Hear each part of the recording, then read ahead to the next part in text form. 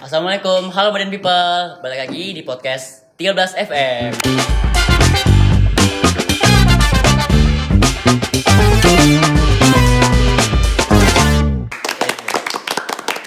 Bareng gua Faki dan temen gua. Adit, Nah, kita juga ditemenin sama di depan kita nih ada narasumber yang kece, yang banyak banyak fansnya.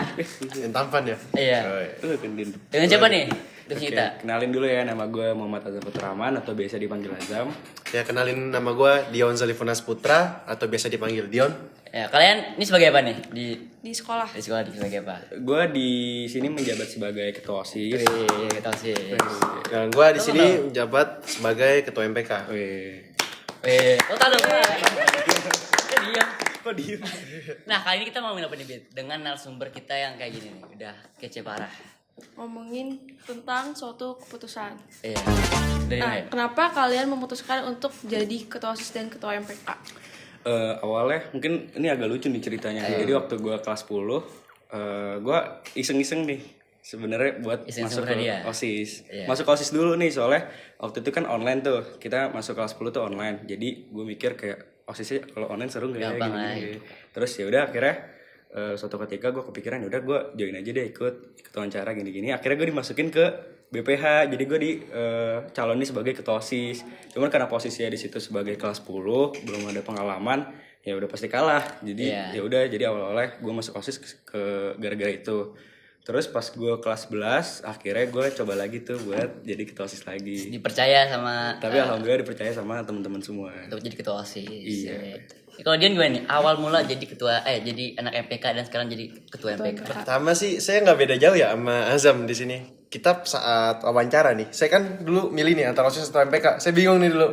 Apa nih? Saya mau nyoba yang beda, yang belum pernah orang-orang tahu. Apa nih? MPK, saya milih MPK. Nah, di situ saat wawancara, saya ditanya, kalau kamu masuk MPK, kamu mau di bidang apa? Iya. Karena saya belum baca segmen-segmennya apa, saya nggak tahu juga. Saya langsung sebut aja, sekretaris di situ. Karena emang nggak tahu, saya Ya, bilang karena aja. nggak tahu, iya. Dan tiba-tiba saya masuk ke wawancara BPH. Tiba-tiba dan juga di situ saya langsung jadi kandidat calon ketua di situ. MPK. MPK. Nah, situ saya dulu kalau nggak salah paslon nomor 2 ya di situ ya. Iya. Dan lebih anehnya lagi, tiba-tiba saya ngalahin yang kelas 11. Saya jadi sekretaris di situ dan selama setahun itu saya jalanin jadi BPH dan alhamdulillah di tahun ini, di tahun kita nih berdua nih Jam ya. Iya. Dipilih lagi tapi jadi ketua. Tenang dong. Tapi Nah, dulu apa? pas waktu kelas 10 tiba-tiba dicalonin sebagai ketua MPK, calon doang nih ya. Lu gimana perasaan lu? Apa lu kayak takut, apa lu grogi, apa lu seneng? Akhirnya gue punya pengalaman jadi ketua MPK. apa Pasti gimana? takut dong kan masih kelas 10 gitu kan. Dulu saya pertama kali deg-degan. Ini ngapa saya yang dipilih di Bener sini? banget, gua Apa juga saya bener di-prank banget. atau saya dikerjai di sini? Gara-gara saya mungkin mohon maaf rada songong dulu sama kakelnya di situ. Iya. Agak gimana gitu. Gimana ya? Juga apa namanya? Kalau emang jadi OSIS kan juga susah kan. Mungkin OSIS doang. Jadi MPK juga susah. OSIS dan MPK. Apa? Betul. Ada MPK-nya. Pasti juga grogi dong, juga grogi. Apalagi kan anak baru, terus juga takut pun juga belum cek ombak gitu. Nah, kalian milih jadi ketua OSIS OSIS dan dan ketua MPK MPK itu karena kemauan sendiri atau dari dorongan eksternal? Awalnya mungkin yang tadi gue bilang kan awalnya gue Asalnya. cuman pengen masuk OSIS dulu nih sebagai anggota, nyari pengalaman lah. Kalau kelas 10 kan pasti nyari pengalaman dulu. Cuman akhirnya gue dicalonin tuh jadi ketua OSIS. Terus pas gue kelas 11, ya gue itu karena kemauan gue sendiri, bukan karena emang diminta sama kakak kelas, tapi emang dari diri gue sendiri. Masa gue gak nyoba lagi sih, kayak sayang aja gitu. Ya, banyak ilmu kan pastinya itu. Iya, terus pas gue sekarang jadi ketua OSIS kurang lebih kayak udah 7 bulan, ya gue ngerasa benefit yang gue dapet tuh banyak lah, walaupun ada suka dukanya juga. Ya, pastinya pasti di setiap pilihan atau di setiap kalian ngelakuin apa juga pasti ada suka duka pastinya. Nah, kalian nyesel gak nih jadi ketua FPK dan ketua Ketua OSIS? OSIS dan ketua MPK. Saya sendiri sih sebenarnya nggak nyesel ya. Justru kayak tadi yang Azam bilang ya. Benefitnya banyak di situ. Iya, emang. Ya tentunya pertama relasi di situ, relasi mau di dalam sekolah atau di luar sekolah kita banyak temennya. Kita juga banyak ya mungkin ada suatu pekerjaan apa di situ ada. Nggak teman juga, tapi guru juga. Guru juga betul. Itu penting ya. Itu penting. Itu penting banget. Iya. Jadi kita kenal guru, juga kalau sama guru akrab gitu. Soalnya lu pas misalnya ke sekolah bawaannya juga lebih enjoy karena lu lebih kenal sama lingkungannya gitu. Jadi udah tahu aja kan kayak mau ada apa aja. Nah, kalian nih punya tips-tips ya nih. Kalian kan memilih jadi Ketua ketua OSIS dan MPK. MPK yang dimana kesan tersebut itu kesan besar. Iya. Kan kalian mikir lama nih. Kan kalau itu mikir lama gak sih? Mikir jadi OSIS ketua dan itu. MPK. Gue sih kalau gue biasa kalau tips dulu ya mungkin sekalian sama jawaban pertanyaan lu tadi. Kalau tips gue mungkin dalam mengambil keputusan gue tuh biasanya harus cari tahu dulu nih tujuan hidup gue apa. Kayak always start with why, kayak kenapa gue harus ngambil keputusan ini, Jangan kenapa gue harus asal-asalan. jadi ini. Iya, jadi gue harus milih keputusan itu berdasarkan emang apakah ini bakal menjamin apa tujuan hidup gue bisa tercapai apa enggak, apakah ini bisa mendorong tujuan hidup gue bisa tercapai apa enggak gitu. Kalau gue awalnya kayak gitu, jadi pas gue milih jadi apa gue bingung pas gue mencalonkan diri sebagai ketua OSIS. Jadi gue sih sebenarnya agak-agak ragu awalnya, cuman setelah gue pikir-pikir tujuan hidup gue pengen kesini ya gue harus mencoba ini gitu. Jadi bukan suatu hal yang susah buat di ini sih. Juga kesempatan kan, kesempatan datang 2 kali juga. Betul banget. Apalagi kita dipercaya untuk jadi ketua kan oleh teman-teman, jadi kita harus ngejalanin. Kalau dia gimana nih? Wah saya kan dulu dapat kesempatan nih jadi ketua. Kenapa saya nggak coba aja di situ, ya kan? Apalagi mungkin di situ saya ada faktor pendorong juga. Ke lingkungan saya, sahabat-sahabat saya itu rata-rata orang-orang yang mempunyai jabatan lah di sekolahnya masing-masing. Kayak sahabat saya dulu ketua OSIS di MTS, ketua Paskibra juga. Nah di situ saya juga punya keinginan tersendiri loh di situ. Pengen jadi kayak dia ya. Iya pengen jadi kayak mereka gitu ya. Keren aja gitu kan. Iya. Keren. Iya, terus gue juga pernah baca-baca saat kita mengambil keputusan juga kita apa namanya, ada kinerja otak. Jadi emosi. Jadi kalau emosi kita, jadi kita kalau ngambil keputusan tuh jangan emosi lagi emosi atau Harus tenang ya. Lagi marah-marah gitu, harus tenang. kepala dingin, karena pasti keputusan yang kita ambil itu bukan yang terbaik gitu. Terus juga pasti kita bakal menyesal dengan keputusan itu, benar kan? Iya benar. Soalnya nggak mudah loh kalau buat ngambil keputusan. Soalnya kayak sekedar lu misalnya ditanya nih sama temen-temen lu, misalnya lagi jalan terus ditanya lu pengen makan apa nih, pengen jalan kemana, pasti kita Iya sering pasti buat sering jawab, bilang terserah. Padahal itu hal kecil kan. Iya, padahal itu hal yang sepele, cuman kita tuh susah buat ngambil keputusan Implementasiinnya. tersebut. Gimana caranya kita buat ngambil keputusan yang lebih besar gitu kan? Kalau Kalau yang keputusan yang kecil kecil aja kita tuh udah susah buat Iya, ngambil benar, keputusannya gitu. Jadi menurut gua ngambil keputusan ini penting buat kita pelajari gitu. Makanya podcast ini kita sharing-sharing bareng ya Ki. Iya. Terus juga sebenarnya kan hidup ini kan keputusan gitu. Iya benar. Jadi kita keputusan memilih jadi ketua atau jadi anggota kan itu keputusan. Iya. Kalian ngambil dua-dua juga itu keputusan. Iya. Jadi hidup ini tuh adalah keputusan. Ini pilihan. Jadi kita memilih Yang terbaik yang menurut terbaik. kita. Tuh. Soalnya nggak jarang juga loh Ki kalau misalnya ini buat nih semua ya, kalau misalnya kita tuh misalnya udah milih suatu keputusan yang sebenarnya kita udah nganggap ini benar, udah paling tepat, tapi pas setelah kita jalani Nggak sesuai nggak sesuai ekspektasi. Ada kayak penyesalan. ngerasa salah langkah. Contohnya paling simpel mungkin di sekitar anak SMA salah jurusan. Iya. Iya benar betul, benar. Kadang gue juga masih ngerasa nih pas gue kelas 11 apa gue salah jurusan ya, apa gue ini, tapi akhirnya setelah gue jalanin enggak, nyata gini. Tapi emang kadang suka gitu sih, kayak pelajaran susah banget gitu kan. Tapi itu biasanya cuma sementara nggak sih kalau buat pelajaran? Iya, kayak ini gue kayaknya salah di sini. Ini gue salah jurusan gitu. Ya, gue kan di sini kayaknya dah. Gitu. Terus emang gitu loh, kalau ngambil itu harus dengan kepala dingin. Tips dari menjalankan keputusan ini kan udah dipilih nih keputusannya. Nah tips biar tetap jalan nih keputusannya sampai ke tujuan itu gimana sih? Coba saya ya.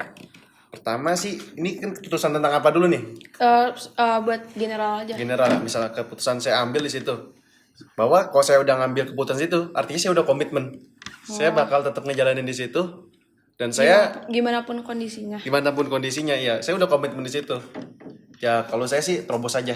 Juga kalau udah ngambil jangan nyesel juga ya. Nyesel Gue juga, pernah penyesalan, tapi jangan terlalu dalam menyesal. Jangan jadikan itu kayak nyesel banget gitu. Jadikan jadi pelajaran aja gitu kan. Karena kan guru terbaik kita lah Pengalaman. Nah, Iya benar. betul. bener banget. Keren banget. Terkadang nih kalau kita ngambil keputusan misalnya di suatu bidang atau suatu apalah, misalnya kayak OSIS aja nih kan, misalnya Azam nih jadi ketua OSIS ya. Nah kalau ntar lu dalemin terus kayak skill-skillnya tuh bakal kepake banget pasti. Iya, benar, di situ. benar. Ya jadi kita jangan nyesel lah. Iya, Jangan terlalu jalanin nyesel. aja dulu. Jalanin aja dulu. Nanti bakal ada yang baik-baiknya di belakang pasti. Pasti ntar kalian kayak di akhir-akhir mungkin nanti di zaman kuliah atau di zaman kerja pasti bakal ngerasa, wah, gue dulu pernah jadi ketua Iya ini. nih. Kayak, Oh, ini ternyata manfaatnya di tuh di sini. sini. Nah, betul Ada ya. Pengalaman yang lu udah start duluan. Iya benar-benar. Jadi ambil hikmahnya aja. Iya, ambil hikmah. Karena kalau kita terlalu larut dalam penyesalan, jadinya overthinking. Iya. Tapi biasanya yang bikin kita tuh terpuruk bukan kegagalan tapi rasa nyesal kita nggak ngambil tujuan Iya. itu. Karena lebih baik gagal karena menyesal. Lebih lebih baik menyesal karena gagal daripada menyesal karena dia mencoba. Iya benar. Jadi kayak coba aja dulu, siapa tahu rezekinya. Ya daripada lu nggak nyoba sama sekali, mendingan soalnya kalau lu misalnya lu di dalam dua pilihan nih, lu jadi ketua, misalnya gue waktu itu dipilih menjadi ketua OSIS, gue mau lanjut apa enggak? Kalau gue nggak lanjut, ya pasti gue udah gagal kan sebagai ketua OSIS. Kalau gue lanjut, pilihannya jadi ada dua, apa gue gagal, apa gue nggak gagal. Jadi gue punya dua chance kalau gue pilih.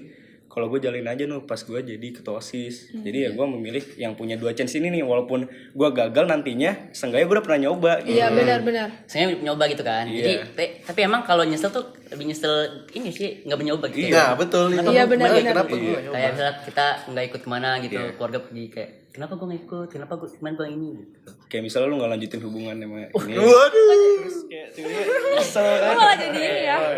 Topik lagi. Nyesel lagi. Sama siapa tuh? Tapi kalau udah gagal kan Iya. Ya mendingan coba dulu aja. Coba dulu Coba dulu aja. aja. Jalanin dulu. siapa tahu jodoh. Siapa tahu, waduh. Siapa tahu rezekinya gitu kan. Siapa tahu rezeki ya. Enggak ada yang tahu kan.